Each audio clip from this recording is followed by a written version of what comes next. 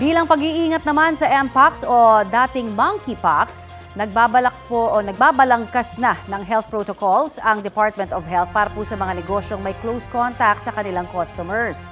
Kabilang po dyan ang mga salon, barbershop at spa.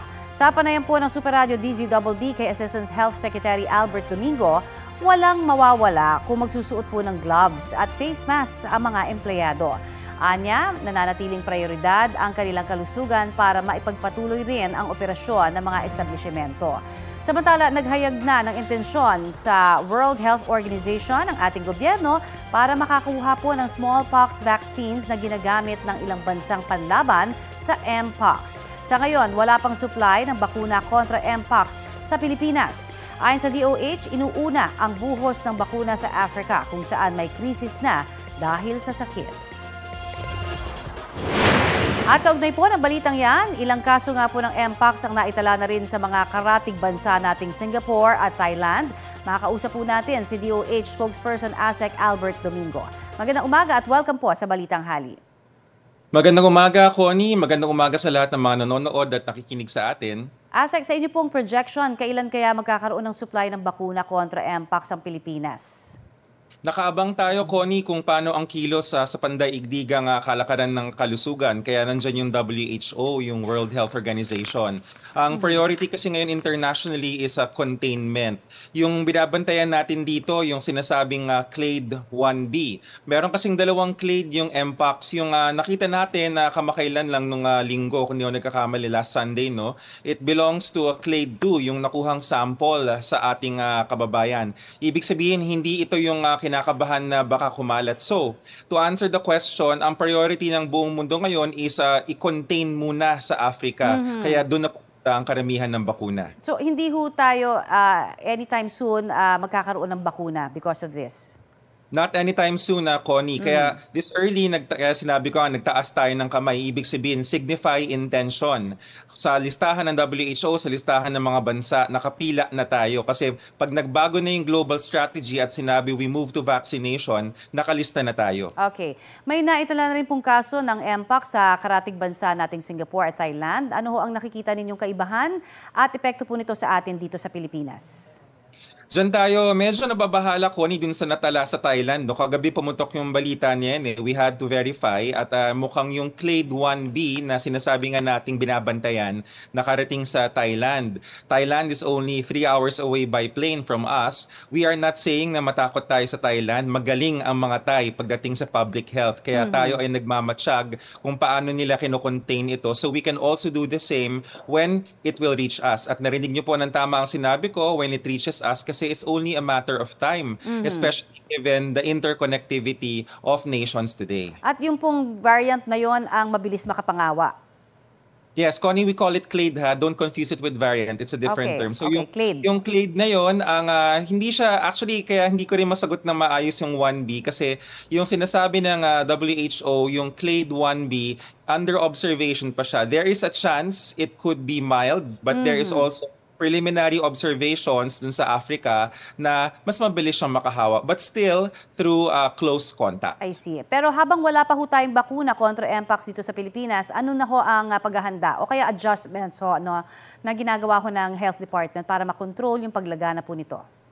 Yes, over this past week, Connie, and even up to now, no, habang naka-break ang lahat, tuloy-tuloy yung mga Viber messages, no, yung mga experts nag-a-advise sa atin.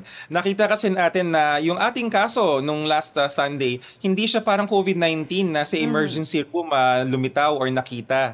Nagpunta siya sa isang dermatologist, which sabi nga natin, mukhang sila na yung magiging new warriors, new defenders natin pagdating dito sa Mpox kasi sakit siya sa balat, nakikita yung sintomas sa balat. So, ka-meeting natin doon na there was a representative from the Philippine Dermatologic Society and many other experts in infectious diseases. Andyan lagi yung mga infectious disease specialists. At napag-usapan, paano ba yung magiging referral networks at paano natin papadaliin at gagawing convenient ang pag-test para sa Mpox para mas maraming matest at malaman at matulungan na mag-isolate kung kailangan. I see. At maiba naman po ako, kaugnay naman po ito sa pagbabantay natin sa kaso po ng dengue na siyang tumataas din po ngayon. Posible ho bang magdeklara ng dengue outbreak sa buong bansa na? Hindi tayo magde-declare ng nationwide dengue outbreak. Nung nakita ni Secretary Ted last, I think Monday or earlier this week, no, sabi niya mukhang outbreak levels. When we reviewed the data together with the Secretary, napansin ni Sec, meron palang 3 rehiyon na hindi mataas o hindi tumataas yung bilang ng kaso. Ang mga rehiyon na to, yung Soc-Sargen, Region 12, Zamboanga Peninsula, Region 9, saka Bicol, Region 5. So inaalam natin kung ano kaya ang sabihin na nating secret kung bakit nila napapababa or hindi napapataas sa mga rehiyon na yun yung bilang ng dengue. Our suspicion is yung community control, meaning ang paglinis ng sabay-sabay, ang pagsigurado na walang pinagpupugaran ng lamok, and yung information campaigns malakas. So we're checking into that. Kaya hindi pa tayo magde-declare ng national outbreak. At ano hong nakikita nyo namang dahilan doon po sa mga areas na talagang tumataas pong patuloy yung dengue cases? Nakadagdag din ho ba dyan na tag-ulan po tayo, no? Parang rainy season, marami hubang mga areas kaya na hindi nalinisan? That's correct, Connie, no? Ang dengue kasi ay isang seasonal na sakit, no? Pagka talagang bumuhos ang ulan, tubig kasi yung dala ng ulan at doon naiipon at nagkakaroon ng kitikite. Nakikita ko sa monitor ngayon yung mga lamok. So pagka nagkaroon tayo ng kitikite, magiging dengue yan kasi pag lumipad na yan at naging lamok, taglay na nila, kukuha sila ng dugo sa isang taong may dengue, pagkagat nila sa kabila, hawa na. So talagang kailangan yung clean up campaigns natin para wag tayong dapuan ng lamok. Wala ho tayong nakikita ngayon na pwede hong vaccine, no, na po pwedeng pumasok sa bansa para ho sa dengue kaya? Meron tayong naka-apply na isa sa Food and Drug Administration at inaantay natin ang findings ng FDA. Pag sinabi nila nga safe and effective at nagbigay sila ng go signal, then we can consider rolling it out. Maraming salamat, ASEC Albert Domingo ng DOH. Salamat! Arestado ang isang babae sa Iloilo City na gumagawa raw ng aesthetic services kahit hindi lisensyadong doktor. Sa Basilan naman, mas pinaigting ng mga otoridad ang pagbabantay sa mga lugar na may insidente ng rido o away pamilya. Ang may init na balita hatid ni Alan Domingo ng GMA Regional TV. Sa Kainawa Track dumating ang 101st Infantry Brigade sa Barangay Itob-Itob, Sumisip, Basilan bilang respondiyan sa nangyaring enkwentro sa pagitan ng mga pamilya ng kasalukuyang kapitan ng barangay at ng dating kapitan. Parang may inabangan yung 3 tao, mga wounded yung 3. Wala namang namatay doon. Isang araw, may mga firefight na naman nangyari doon. And every time pumupunta yung mga sundalo natin to pacify, siyempre nag-aalisan lang. Ito nga yung pinipilit natin sanang ma-resolve, ma-settle, pero yun nga, medyo very challenging. Ayon sa mga otoridad, isolated case lang ang nangyari. Pinaigting na ang pagbabantay sa lugar para maiwasan na ang mga insidente ng rido o hidwaan ng pamilya sa probinsya. The people here are safe. Yung security situation dito at all time very peaceful. We are determined na i-sustain to. Nation ng NBI ang nagpapakilalang doktor ng isang aesthetic clinic sa Iloilo City. Sa pamamagitan ng nagpanggap na customer, nahuli sa akto si alias Doc Jazz na nagsasagawa ng glutatrip session. Before kami nag-conduct sa aming operation, nag-validate kami na isang professional status ni Dr. And found out na is not a licensed physician based sa records ng aton PRC. Maliban sa glutatrip, nag-aalok din ang suspect ng iba't ibang aesthetic services ayon sa NBI. Sinampahan siya ng kasong paglabag sa Republic Act 2382 o Medical Act of 1959 in relation to cybercrime at kasong istapa. Ayon sa NBI, delikado at maaring mauwi sa infection kung hindi lisensyado ang nagsasagawa ng medical procedure. Nakapagpiyansa ang hinuling doktor. Sinubukan ng team na kuhanan ng pahayag ang may-ari ng clinic pero staff lang ang humarap. Ayon sa staff, wala roon ang nahuling doktor. Patay sa pamamaril ang isang lalaki sa loob ng kanyang bahay sa Cebu City. Ayon sa inisyal na investigasyon ng pulisya, 2 lalaki ang dumating sa bahay ng biktima. Bigla na lang pinagbabaril ang biktima. Aminado ang kanyang pamilya na sangkot siya sa operasyon sa iligal na droga, bagay na inimbestigahan ng pulisya bilang posibleng motibo ng krimen. Nasunog ang 7 bahay sa Bacolod City. Ayon sa BEP, posibleng nagmula ang apoy sa nag-overheat na electric fan sa isang bahay roon. 700,000 pesos ang tinadayang danyo sa sunog.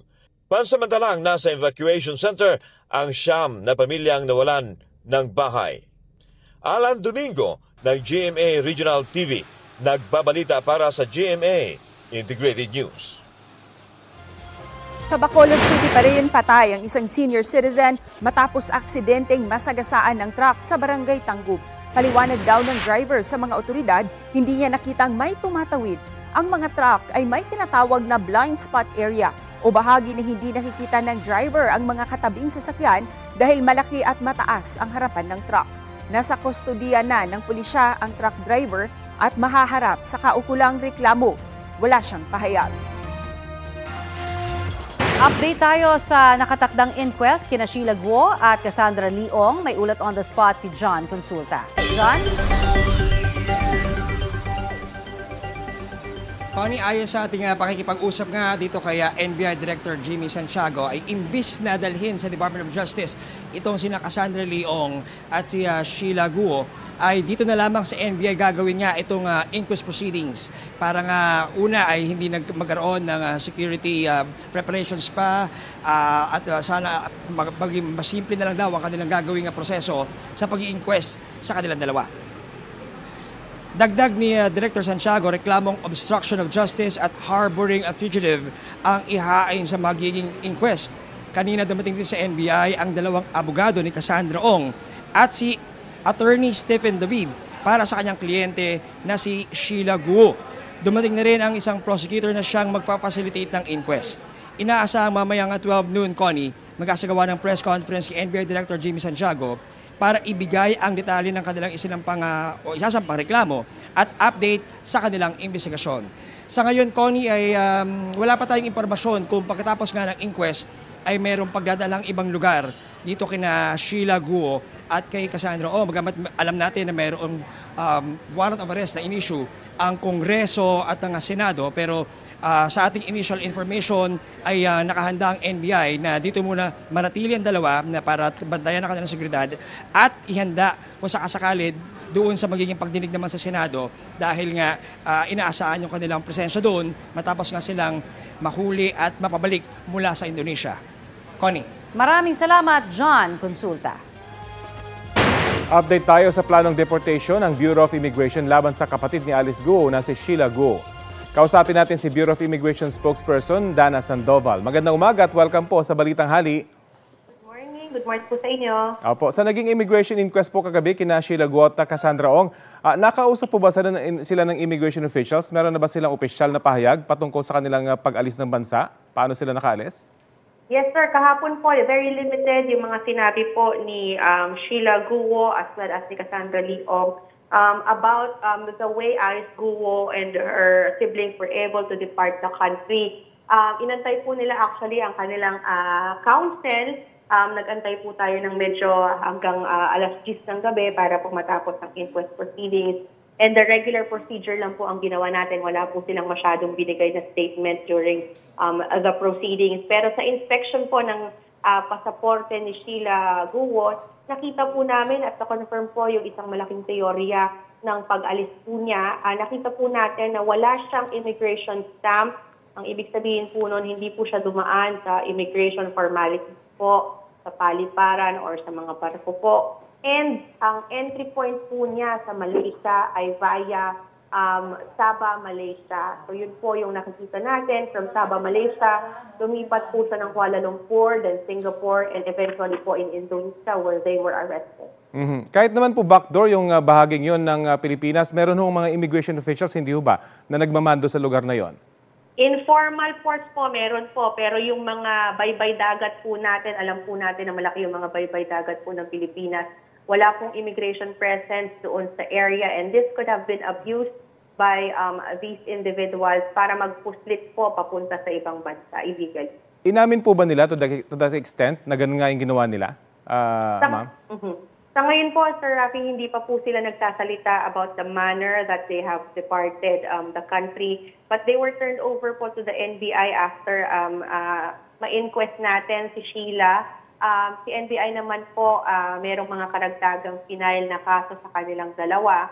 And kasama po dyan yung investigation on how they were able to depart sa Philippines.